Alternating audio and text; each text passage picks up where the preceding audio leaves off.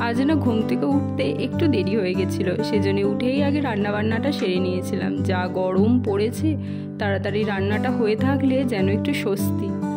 সকালে উঠে গাছগুলোতে একটু জল দিয়ে নিয়ে ছাতুর শরবত খেয়েছিলাম। আজকে আর ছোলা ভিজানো খাইনি। এই ছাতুর শরবতটা গরমকালে খেলে জানেন তো পেটটা বেশ ঠান্ডা থাকে। বাইরে যা রোদ, জামা কাপড় যেন এক নিমেষেই শুকিয়ে যাবে। যাই হোক, চলুন দরজাটি বন্ধ করে ঘড়ির কাঁটায় তখন দেখি প্রায় 12টা 40। একটুখানি হাওয়া খাই, বড্ড গরম লাগছে। তারপরে নিচে যাব একবারে দুপুরের খাবার খেতে।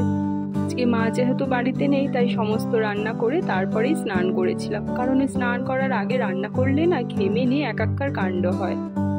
আজকে রান্নায় একদম সাধারণ খাবার ছিল, আলু ভাতে, ডাল ভাতে, শাক চচ্চড়ি আর মাছের ঝোল হয়েছিল। আমি তো আর ঝোল নিইনি, তাই দুটো মাছ নিয়েছিলাম। চলুন খাওয়া শেষ, আজ তাহলে আসি, আবার পরে দেখা হবে অন্য একটি ব্লগে।